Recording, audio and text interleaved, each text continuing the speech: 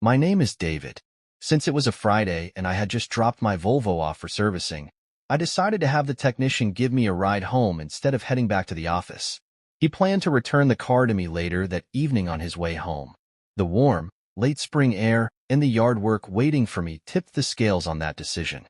Our backyard is large, and I was busy raking leaves along the back edge of the property when I saw my brother's bright red Corvette pulling into the driveway.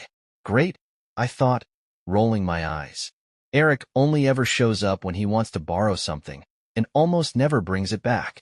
As I made my way toward the driveway, I heard my son, Stephen, call out, "Hey, Dad, what brings you to the land of chickens?" Wait, Dad? Why would Stephen call my brother Dad? And what on earth did he mean by land of chickens? I froze just out of sight and listened. Eric responded nonchalantly, "I'm here to drop off David's circular saw. I accidentally cut through the power cord, so now he needs to fix it before I can finish up my project." He then asked, "Is Clueless David around?" Clueless David? That was my name. Me. I didn't think of myself as clueless, but maybe I was. Maybe I should just stay hidden outside the garage and eavesdrop on whatever this absurd conversation was. As quietly as I could, I pulled out my phone and began recording. Stephen shrugged. Clueless isn't home. He usually doesn't get back before 5, and honestly, I try to avoid him as much as I can. So, no, I don't think he's here. Then, after a pause, he added, "Now that school's out, when can I come stay at your place? It's way more fun there than it is here." I felt a sharp pang in my chest hearing that. Eric sighed. "I'd love for you to come and stay, but your mom wants to spend as much time with you as she can. You're her only kid, and when you're not around, she gets lonely. Cut her some slack. She's supposed to be spending Thursday afternoon with me, so I'll ask her then about you staying a week or two with me this summer." What Stephen said next sent a chill through my entire body. "Why doesn't Mom just divorce Clueless and move in with you?" I stumbled back a step. Mom? Divorce me? Why would my son say something like that? And what did he mean by my wife regularly spending afternoons at Eric's house? Suddenly, things started falling into place in a way I didn't like at all. Eric let out a laugh that was both smug and bitter. "Ever since I got her pregnant with you, I've been asking her that exact question every damn month. But she always says no. Says I'm great in bed, but I'd make a lousy husband. She says she's got a husband she loves. Someone who makes her feel like the luckiest woman alive every day they're together. Yeah, she claims the orgasms I give her are earth-shattering, but with him, she feels cherished. She loves him. She doesn't love me. That, my boy, is why she won't divorce Clueless David. She'll have love Eric now and then, but she won't leave him." I felt like the ground was ripped out from under me. My legs turned to jelly, and I slid down the side of the garage wall into the flower bed, crumpling into the hostas. My world shattered into a million pieces right there. Stephen wasn't my biological son. My brother had fathered him. The woman I'd cherished for nearly 2 decades had betrayed me, carried on an affair for 17 years, apparently without a hint of remorse. Somehow, I stumbled back to the yard and collapsed onto the rope swing. The same swing where I'd spent countless hours pushing Stephen when he was a child, his laughter filling the air. Now, I sat there, numb, tears pouring down my face until they formed a muddy puddle at my feet. What was I supposed to do? How could I go on? I needed to take stock of everything before I did anything drastic. Then, a thought flickered in my mind, a glimmer of hope. The DNA test. Years ago, Stephen and I all took a 23andMe test together. That could confirm once and for all if Stephen was mine. But then doubt crept in. What if Ann had tampered with the test? What if she'd thrown away my sample and replaced it with Eric's saliva? The thought was horrifying but not beyond belief. My stomach churned. Could she have denied me the truth about my own son? Denied me the legacy I'd always believed was mine? What would you have done if you were in my shoes? Let us know in the comments. And I began cleaning up the kitchen together after dinner. She asked me to start loading the dishwasher while she took a quick trip to the bathroom. When I turned back around, I froze. The only thing she was wearing was a lace apron. Acting as though nothing was out of the ordinary, she smirked and said, "Hurry up and finish. I've got plans for you tonight." We both laughed, the kind of laughter that made us feel young again. as we teased and touched each other while finishing the dishes. Once the kitchen was spotless, we headed upstairs. What followed was one of the most passionate nights of my life. I watched her closely. Her enthusiasm and responsiveness left no room for doubt. She wasn't faking anything. Her body gave away her every pleasure. The flush creeping up her neck, her belly rising and falling in anticipation of release. When she finally climaxed, it was pure, unfiltered ecstasy. Afterward, we lay tangled together, whispering our love and holding each other like nothing else in the world mattered. The next morning, a Saturday, we prepared to head to my parents' house for lunch in honor of my father Edward's 70th birthday, and wasn't a fan of riding in my Volvo. As usual, we went with what Anne wanted, and all piled into her Lexus instead. When we arrived, my mother greeted us at the door. She gave each of us a warm hug in turn. First Anne, then Stephen, and finally me. My dad did the same, following her lead. I watched closely when Eric stepped forward to greet everyone. He grinned widely as he hugged Stephen, then opened his arms for Anne. Their embrace was awkward, a stark contrast to what I'd expected from two people rumored to have been sleeping together for 17 years. Eric was all enthusiasm, while Anne's response was lukewarm, even cold. For a brief moment, I thought I saw a flash of boredom or irritation cross her face when he pulled her close. Then Eric turned to me. Instead of a hug, I got our usual greeting, a firm handshake and a chest bump. He leaned in slightly, ramming his much broader frame into mine like he always did, a not-so-subtle reminder of his size and dominance. As we settled into the visit, I decided it was time to probe, subtly, for any signs of truth behind my suspicions. I wasn't planning on being nosy, just a bit like Inspector, the bumbling but effective detective. Maybe I'd shake the branches enough to see if anything fell out. During a lull in the conversation, I casually threw out a question. Eric, I've got a meeting with our CPA Thursday afternoon. Will you be at the office to cover for me? I already knew the answer. Eric was useless when it came to anything involving numbers. Nah, I won't be in either. Got a big project to take care of, he replied smugly. Out of the corner of my eye, I saw and nearly spit her iced tea through her nose. That was her tell. She always did that when someone was about to slip up. Feigning ignorance, I pressed on. Oh, a big project, huh? Sounds intense. You gonna get all sweaty and worn out from it? Eric's grin widened. Not really. I've worked with this person plenty of times and always come out on top. The second the words left his mouth, Anne's face drained of color.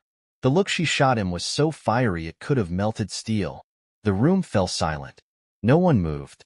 The clinking of ice against glasses and the scrape of forks on plates ceased entirely. The tension was palpable. I glanced around, noting how everyone's eyes darted between each other. It was clear that every single person in the room knew something they weren't saying. My father finally broke the silence, his voice steady but forced. Well, you two should get your calendars together and figure out who's going where. Then, as if to steer us back to safer waters, he added, I'm glad you boys came for my birthday. My grandfather bought this 60-acre tract when it was way out in the country. He'd be proud to know it's still in the family, and that the family business is thriving under you two. He paused, his tone shifting to one of importance. Since I'm getting older, I've decided it's time to retire as president of Tyndall. Eric will be stepping up as the new president. David, your salary will always be 75% of Eric's, but with your income from patents, you'll both be making about the same. I want to reward your hard work, David, and squeezed my arm with a warm smile, but I couldn't return it. So now I'd be answering to Eric, the same Eric who couldn't tell a CNC machine from a microwave? This was going to be a disaster. Eric leaned back in his chair, his grin growing even wider. Listen, little brother, I've always been the take-charge guy, while you've been the bean counter. It takes an alpha male to lead, not a chicken like you. Get over it, David.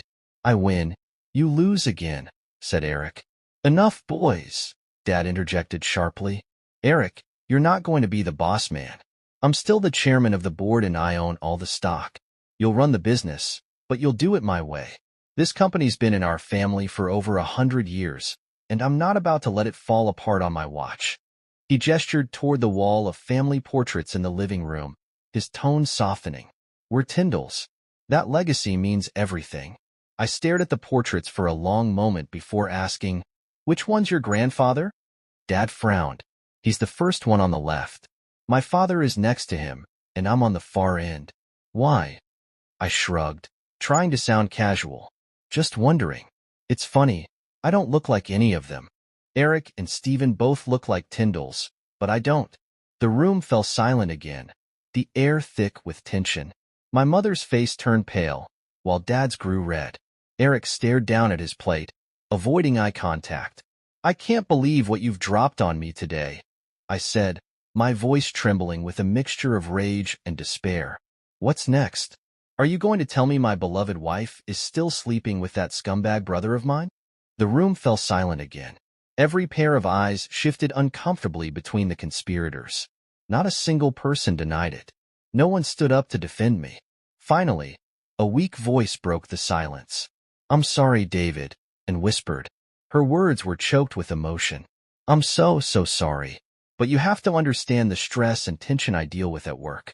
I don't love him. I despise him for who he is, for what he's done. But I need him. I need him to keep me from falling apart." As she spoke, her knees buckled, and she crumpled to the floor, sobbing. My first instinct was to step toward her, to comfort her despite everything, but I stopped myself. No, she had done this. She had made her choices. Now, she'd have to face the consequences. My so-called father tried to interject. "Son, I spun toward him, cutting him off with a glare. "Don't you dare call me son," I spat. "Not after everything you've done. You've been pretending to care while letting me live in this delusion. You raised Eric up while treating me like an afterthought. You encouraged my wife to cheat on me. You let Eric father a child in my marriage and then laughed behind my back while I paraded around, clueless, thinking we were a happy family. Screw every last one of you." The anger in my chest exploded, and I shouted so loudly that spit flew from my mouth. "You've all disrespected me for your own selfish reasons, and none of it, was ever for my benefit. I'm done with this house of snakes." I turned to leave, but before I could get out the door, a large hand clamped down on my arm. Eric smirked, the smugness in his voice unmistakable. "I'm sorry, David," he sneered, his tone dripping with mockery. "If it's such a big deal to you, I'll stop screwing your wife. Honestly, she's so stretched out at this point, I might as well give her back to you anyway." My blood boiled. Without thinking, I spun around to face him, the motion carrying the force of my fist straight toward his face. I was aiming for his nose, but his height threw me off. My fist struck his throat instead. The effect was immediate. Eric staggered, his dark eyes bulging as he gasped for air, choking out guttural, animalistic sounds. He dropped to his knees, clutching at his neck. I wasn't done. Stepping back, I swung my leg up with every ounce of strength I had, landing a brutal kick to his groin. His scream was guttural, raw, and blood-curdling, and rushed to his side, but not with the concern I'd expected. She was livid, kicking him repeatedly in the back and shouting, "You bastard! You deserve this. You deserve worse." Meanwhile, Stephen knelt next to Eric, trying to help him. He turned toward me, his face twisted in fury. "You scumbag!" he shouted. The hypocrisy stung, but I couldn't help laughing bitterly. That's rich, coming from you. One scumbag calling another scumbag a scumbag. What a fitting end to this pathetic little family circus. Without another word, I stormed out of the house, climbed into Anne's Lexus, and backed it straight into Eric's precious Corvette. The crunch of metal was satisfying, but I wasn't done. As I sped out of the driveway, I clipped the side of shiny new F-150 for good measure. The rage and humiliation churned inside me as I drove aimlessly. Eventually, I pulled into the parking lot of an abandoned gas station. There, I let it all out. First, I cried until I thought there was nothing left inside me. Then, the anger surged, and I pounded on the dashboard with both fists, the vinyl cracking under the force of my blows. Finally, exhaustion took over. My body felt like it weighed 1,000 pounds, my mind a foggy, broken mess. Somewhere on the floor of the car, my cell phone buzzed incessantly. I didn't need to look to know who it was. And the slutter formerly known as my wife. A deep sigh escaped my lips. What now? There was no fixing this. No one doing what they'd done. In just 3 days, my entire world had crumbled. I'd gone from feeling like a king to realizing I was the village idiot. But even in the midst of the storm, I saw one clear truth. I had options. Option 1 was to stay.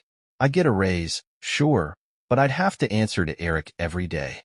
I'd have to see and to relive this pain over and over again. No, that wasn't happening. Option 2 was to disappear quietly. Slip away. Leave the Tyndall circus to implode without me. But why should they get off so easily? No, that wasn't the answer either. Then there was option 3. To stay in their lives, but not for their benefit.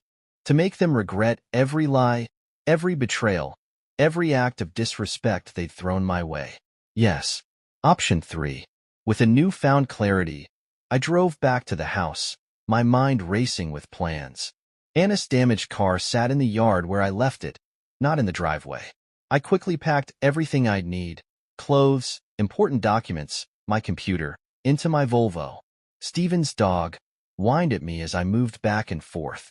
The stupid mutt never liked me, but I couldn't leave without one last parting shot. Scooping up a steaming pile of his waste, I walked into the master bedroom. There, I found the quilt Anne's mother and grandmother had made for us, the wedding ring quilt. Perfect. I placed the pile of dog crap right in the center and topped it off with my wedding ring. Then, with a hammer in hand, I drove a nail straight through the stack of family pictures on the dining table, sending glass flying in every direction. I was done. Done with them all. It was strange how much better I slept that night, knowing the steps I'd taken to reclaim control over my life. Early the next morning, I drove my rental car and parked a discreet distance from the front entrance of Tyndall Manufacturing. I could have parked in my usual spot, but I didn't want anyone noticing I was there. After disarming the building's security alarm, I quickly rearmed it and made my way to my office. As the CFO, I had full access to all of Tyndall's financial accounts. There were 7 in total, and I transferred all available funds into the main account, ensuring just enough was left to cover 2 pay periods for the employees. The company's line of credit, which was already maxed out, was also funneled into the main account. From there, I wired everything to our international account in the Cayman Islands. Technically, it was still company money. I wasn't stealing anything. I had no intention of committing a crime, though the title of cuck might as well have been branded on my forehead. That Cayman account had been established years ago as a clearinghouse for transactions with European partners. The money wasn't going anywhere, but it would take some time for anyone to figure out how to access it.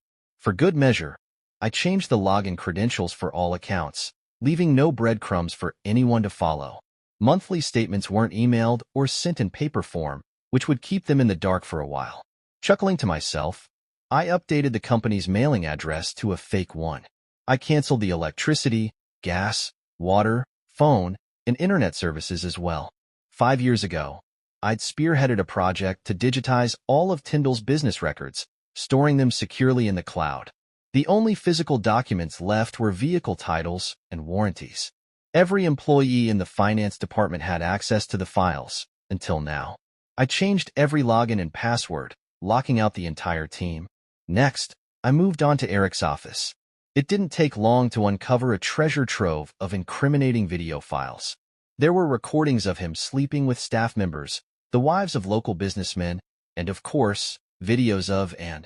I copied the files onto a thumb drive for safekeeping, but left his computer untouched. Those files would be my ace in the hole. The final stop on my tour of vengeance was the utility room. This wasn't just any room.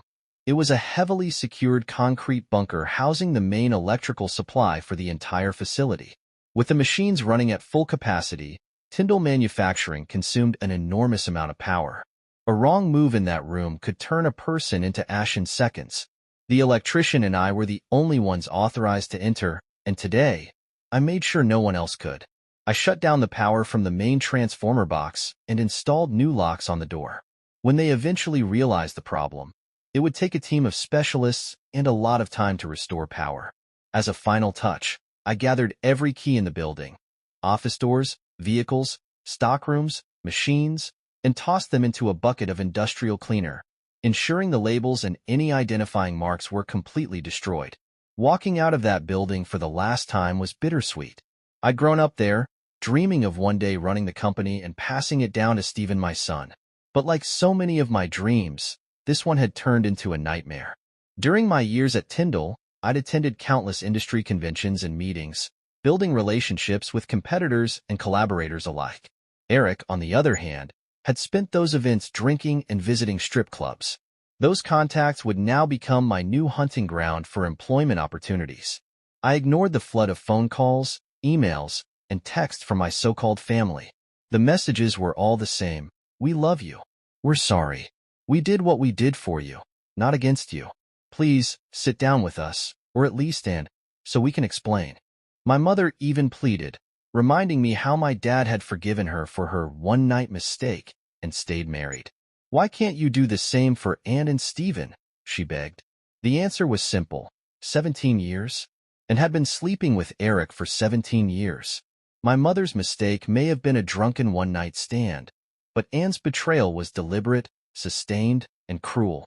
On Tuesday morning, I met with my attorney at 3 p.m. We discussed my options, and I made it clear that I wanted a divorce based on adultery. Unfortunately, that would require moving Anne to a state where such grounds applied, a long shot. I also shared details of the Tyndall Fund transfers with my lawyer, emphasizing that I hadn't taken a dime for myself. The money is still company-owned, I explained. I just moved it to an account they'll have to work harder to access. He shook his head. David, if this rearrangement, as you call it, causes any financial losses for Tyndall Manufacturing, they could sue you and win. I leaned back, unfazed. And what assets do I have for them to chase? Besides, they wouldn't want me on the witness stand, testifying under oath about why I did what I did. They'd risk exposing every dirty secret about Tyndall Manufacturing in front of the entire city. My lawyer sighed but didn't argue further. After paying his retainer, I began reaching out to industry contacts. Within days, I had 3 meetings lined up with companies eager to hire me and gain access to my patents. There was no anger or rage left in me, just a cold, hollow emptiness. My lack of reaction must have unsettled her because she quickly tried to shift the focus.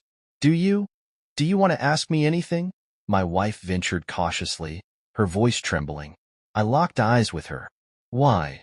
She let out a long, shaky sigh before starting. You know I was coerced into giving you a child from Eric's sperm. Your dad, she caught herself, your dad, wanted the Tyndall bloodline to carry on so badly.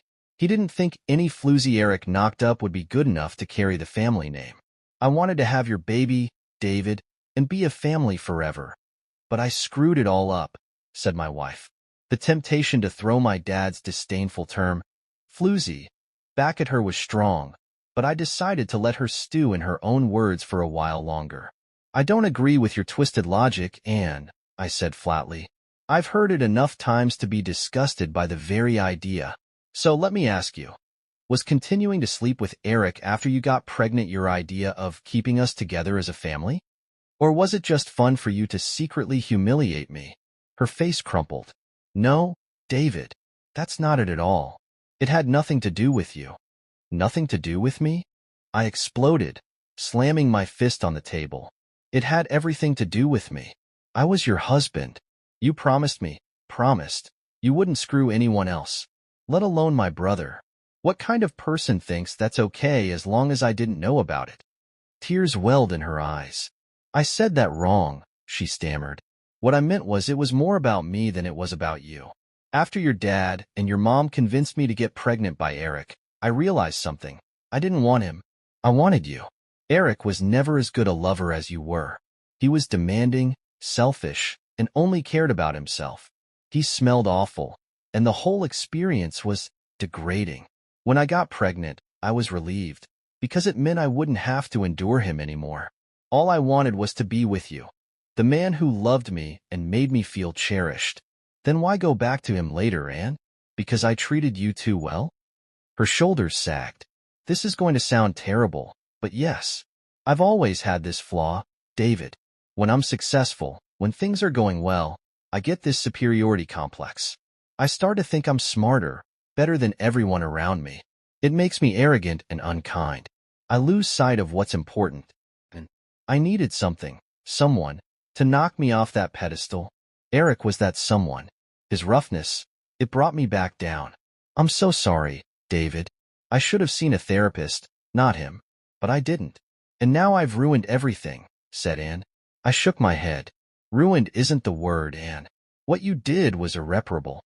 Tears streamed down her face as she whispered, I loved you, David. I still do. You were the best husband any woman could ask for. Really? I snapped. So tell me, did I ever get to have sloppy seconds? Did we ever have sex after you'd been with Eric the same day? Her face went pale. I always douched after him. That's not an answer, and did I ever get sloppy seconds? Her hands trembled. There might have been a few times, she admitted, barely audible. I didn't keep track. I hated doing that to you. Sometimes I'd just offer to suck me off instead, I finished coldly. My stomach churned as the full weight of her confession hit me. The lasagna I'd had for lunch at Mama Anna's started boiling in my gut like molten lava. I couldn't hold it back any longer. The next thing I knew, I was projectile vomiting across the table, splattering and in the floor with half-digested pasta and meat sauce. As I stumbled out the door, leaving a trail of vomit behind me, I heard her sobbing. Good. She deserved to feel that. The divorce was finalized and got the house until Stephen graduated high school, but I held on to half the college fund and car proceeds. I refused to pay child support for a child who wasn't mine. If the court pushed me, I was ready to file for fraud and drag the entire Tyndall family through the mud. Meanwhile, during my self-imposed isolation, I wrestled with whether to review the videos I'd taken from Eric's office. The one labeled CNRA caught my eye. I realized it was likely about Sindra, a good friend of mine. What I saw chilled me to the core. Sindra, looking disoriented, stumbled into a hotel room. Eric followed, undressing her like she was a doll. There was no love, no tenderness, just Eric using her like a lifeless object. I told John the truth and showed him the video. It was devastating for him, but he was grateful to finally have answers. He hinted at getting revenge on Eric. Be my guest, I said. I had a new job at Donan Corporation and a budding relationship with Mickey Donan, the CEO's daughter. Our connection deepened, and eventually, I proposed. She said yes, and we married in a small ceremony. Life felt like it was finally moving forward. When Mickey and I asked her father for permission, he was both honored and visibly moved. With tears in his eyes, he whispered, "Thank you, son." Not long after, my friend John stumbled across a particular video file of Anne and Eric. He couldn't resist seeking revenge, not just for what Eric had done to him, but for what he'd done to me. John's son, Tyler, was the same age as some of the students at Anne's school, and through him, John obtained a list of contact details for a group of senior boys. Using a freshly created email account, John sent the damning video to every one of them. The fallout was swift. A week later, as Anne walked through the school hallway between classes, she noticed a few senior boys smirking at her. Then came the barking, sharp, mocking sounds that followed her wherever she went. At first, she thought she might have a button undone, or her skirt had ridden up. She turned back to check, but the barking only grew louder. As more boys joined in, she chalked it up to some sort of team spirit for Friday's game. The school mascot was a bulldog, after all. But when she stepped into her office, the barking stopped abruptly. For the next 2 hours, everything was quiet. Then, as soon as she left her office, the noise resumed. This time, it was louder, more deliberate, like she'd walked into a kennel during feeding time.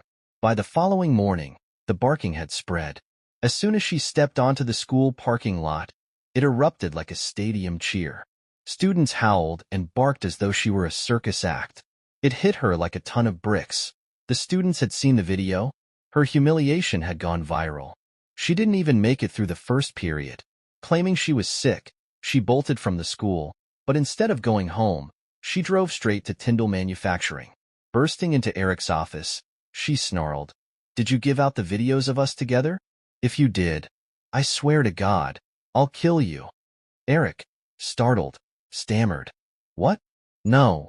I've got all the files here on my computer. He spun his monitor around as if to prove it. You idiot, she screamed. You've been hacked. The videos are everywhere.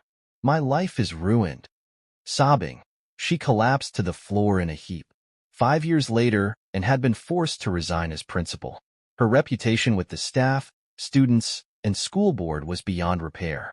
They created a new role for her in an unfinished basement office where she reviewed state and national educational guidelines. Her only interactions were through email, with greasy, unwashed hair and flannel pajama bottoms, and slipped into the building early each morning and left before students were dismissed. She became a social outcast, forced to do her shopping out of town to avoid the mocking stares and whispers. Stephen, meanwhile, was regularly sent home for fighting. It was hard to avoid punches when his classmates mocked his mother.